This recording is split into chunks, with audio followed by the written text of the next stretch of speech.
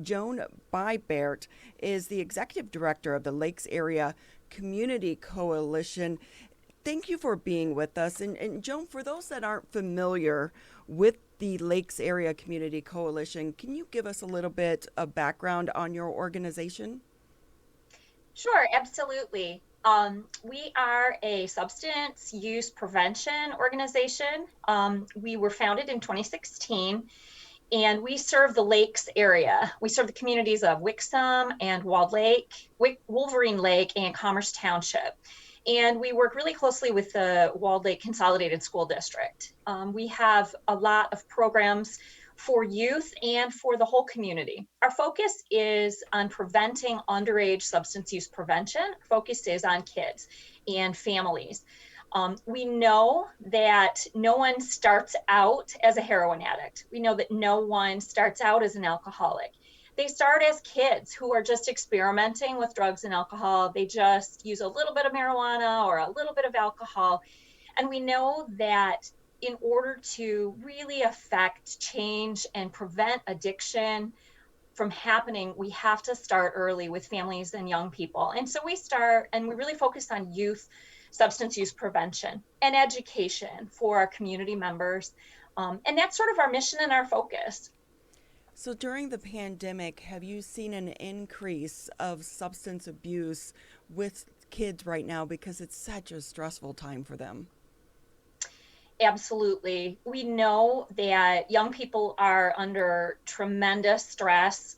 Everything that they counted as predictable has changed. Their school structure has changed. Their families have often changed. There's a lot of family pressure, and situations in the home have changed. And we know that kids have some real mental health concerns and some real pressure. And that absolutely is a precursor or could be a precursor to substance use. We are also really concerned with adult use of substances since pandemic. We know that a lot of what our law enforcement partners share with us is that they are seeing more and greater adult substance use, and kids are watching that. We are really concerned about our youth seeing their parents using alcohol and marijuana as coping strategies for dealing with the pressures that they are facing.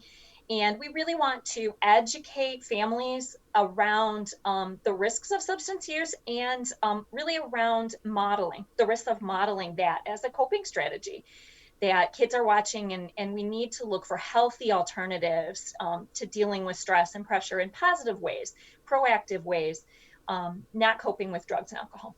So, Joan, what are some of those positive ways then in that situation that you're suggesting for young people to cope with these issues, and also for people who are adults that these kids are seeing and modeling the behavior of? Yeah, we really advocate for a lot of different healthy practices. Physical exercise is critical. Instead of checking out and laying on the couch and eating a bag of Doritos and watching Netflix, get up, get outside. Fresh air and physical exercise is hugely important to everyone's physical well-being and mental well-being. And it's an absolutely beautiful day. We've had a gorgeous Michigan summer and fall, and we really want to encourage people to get some physical activity. And if possible, with your family, with people who are safe and that you are with, supporting them. Use that as an opportunity for physical exercise and connection as well. We also really advocate for good mental health practices like gratitude, journaling, mindfulness practices, really taking time to recognize the good that you have in your life, taking time to recognize where you are just in this moment, being really present in the moment and not letting our minds and our brains spiral ahead into what could be or what backwards into what was, but really recognizing the beauty and goodness of the present moment. These are things that people can do. They don't cost anything, and they're really a lot more productive and positive than checking out and using drugs and alcohol to check out and just not feel. Joan Baert with us on the Oakland County MegaCast. She's the executive director for the Lakes Area Community Coalition. Joan, if I'm a parent and I have concerns about my child, what are some of the signs I should be looking for to know that they are maybe just a little depressed going through this new normal per se, and when they need to get professional help? Yeah. Um, Absolutely. I think parents are very concerned about their kids and aware. And I do want to say I'm not a mental health professional. I'm a substance use prevention professional. So I certainly don't want to give any mental health advice, but I am a parent of 4 kids, 4 teenagers. Actually, my oldest is 20 now, so I guess he's not a teenager. But I have 2 in high school and 2 in college. And as I look at them, just as a parent, I'm watching for their connection with me and with our family. Are they hiding in their room? Are they disconnected? Has their behavior changed? I'm looking for opportunities to talk to them about deeper things. How do you feel about this? Or tell me what your friends are saying about this.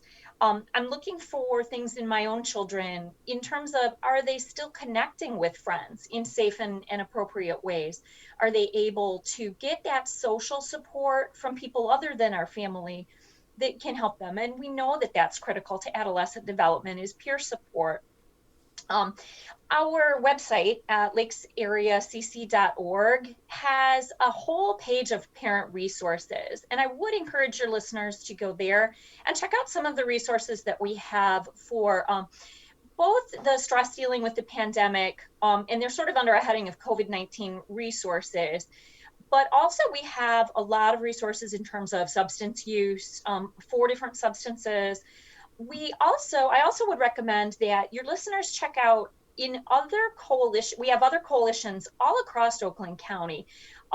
West Bloomfield Coalition, Birmingham Bloomfield Coalition, there's a coalition up in Huron Valley, Novi. Each of us are community-driven organizations who really respond to the needs of your community. And if your listeners are in any of those communities, or really any community in Oakland County, if they just search up a coalition near them, they will find a website and resources connected with their community that will give them some resources that they can use and talking points that they may want to have with their children.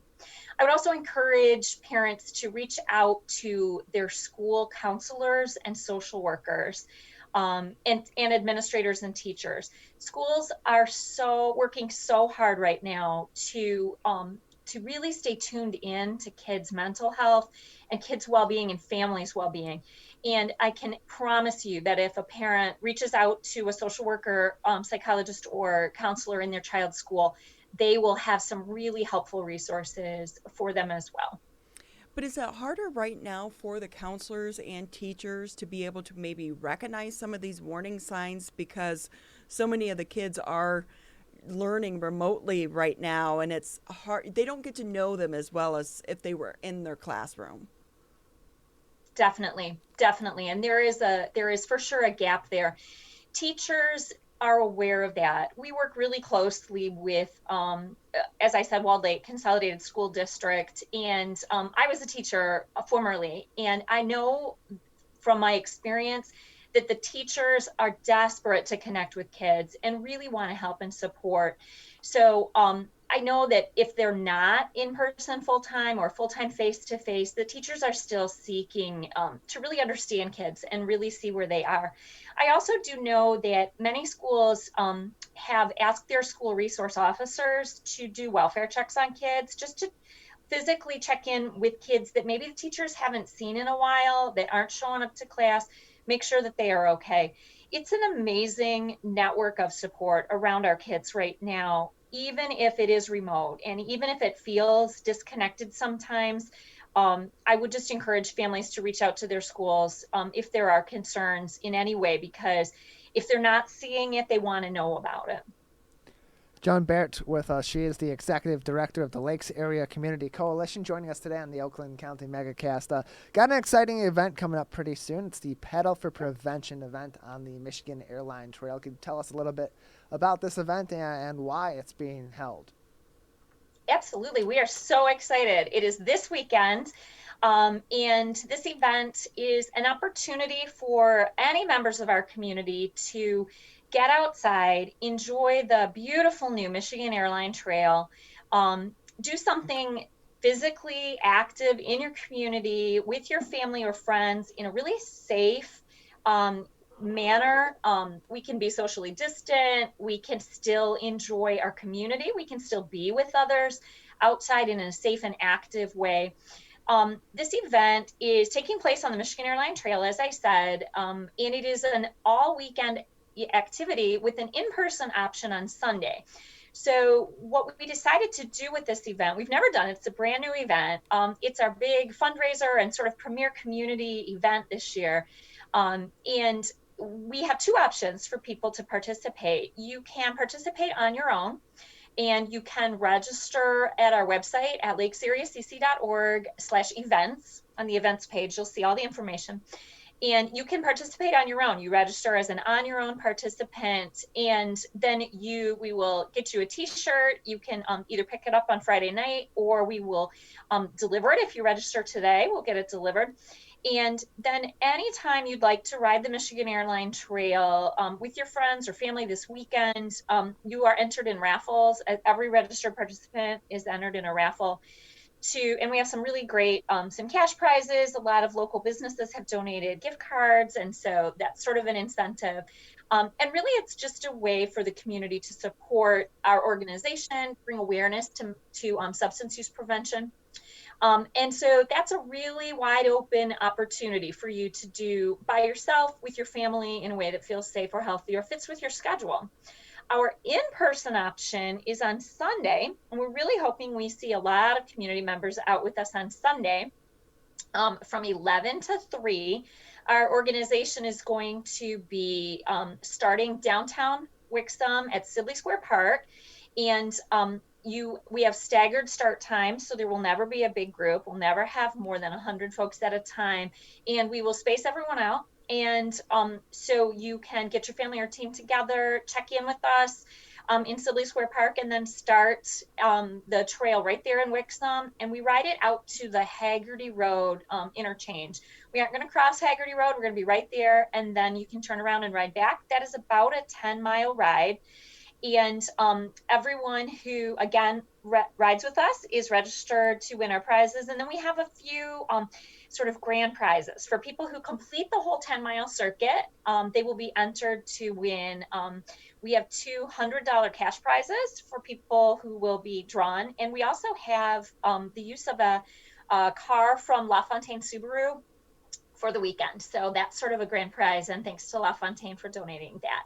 So we hope that people will use this as a great opportunity to do something fun in the community with their family, and to support a positive organization, and to ride the whole Michigan Airline Trail if you haven't done it yet. It's a beautiful, beautiful part of our community. And what's so nice is you can actually be outdoors to take part in this, because so many of these fundraising events have gone virtual. So you can be around people because you are outdoors as well. So it sounds like a fun event. And Sabrina, so many times we think about, when we're concerned about a loved one, we're thinking about parents and kids. But what if I have a friend that I think is going down a rabbit hole and may need help? Is there a hotline that they can call to help support their friend? Like maybe if they're afraid to go to their parents? Absolutely. And there are lots of mental health and substance use resources. Again, as I said, on our website, lakesareacc.org, on the resources page. There's so many. There's Oakland County resources. There's state level resources. We really as I said, we're a prevention organization, so our focus is really on education and proactive. But as you notice, friends who are, if you're a young person who's concerned about a friend, I would check out some of those hotlines and resources, and check with some of our mental health professionals. We love Maple Grove Center for Recovery in West Bloomfield. They are a great partner. And we work with lots of different recovery organizations to find out, how do we support their work? How do we get folks into treatment and help when they need it? We have lots of resources on our website also about education for prevention, but also support for family members. Al-Anon and Smart Recovery have support groups for those who love people struggling with addiction. We also do in our community, for those whose families are struggling, or those who know just people and people just in our community who are struggling with a narcotic addiction, we know that having lots of accessibility to Narcan, a drug that will reverse an overdose, is critical to just having a safe community and preventing those opioid deaths. And we do work to educate folks about using Narcan. We just had a Narcan training this week. And we have lots of resources to get Narcan and narcotic overdose prevention into the hands of just community members. So hopefully we can be a source of support and education for people in our community, no matter where they are in their life, no matter what issues they're encountering with their friends and family. Yeah, I think we have to take the stigma away from people being afraid to ask for help. That's why so many people and organizations such as yourself, that's what you do and you're available to them. Just curious to know, now that marijuana is legal in the state of Michigan, are you seeing a change in substance abuse issues with kids related to that at all? What we've seen is a dramatic decrease in young people's perception of the risk of using marijuana. They see it as legal and safe and completely fine. And what I've heard kids say to me is, it can't be dangerous because adults legalized it. It's no big deal. And that's a really dangerous mindset. And young people, that has really changed in the last couple of years. We've really seen that decrease in perception of risk, we know, is an indicator of a precursor to substance use. When kids think that it's not dangerous, they'll try it. We know that marijuana is legal for adults. We know that alcohol is legal for adults. It does not mean that it is safe or legal for use in kids. And we do know that the younger people start using marijuana and alcohol, the more likely they are to develop a substance use disorder, an addiction. The more likely they are to try another drug as well. So that's really and truly why our focus is on youth substance use prevention. We want them to delay use of any substances until they are an adult and it is legal. And we want them to recognize and learn about all of the risks, especially around alcohol and marijuana, which are commonly used and commonly accessed from the adults in their lives. So a lot of education needs to be done still in our community about the risk of marijuana. Thank you so much for being with us. Joan Baert with us, the Executive Director for the Lakes Area Community Coalition. Pedal for Prevention. This weekend, if you want to find out more, take part to help support this great organization helping so many people in our community. Head over to their website to find out more details. Thank you for taking time, and it looks like the weather is going to be great for you guys this weekend. So good luck with your event. Thank you so much. We think it's going to be great, and we hope that we see lots of your listeners on the trail with us. Thanks.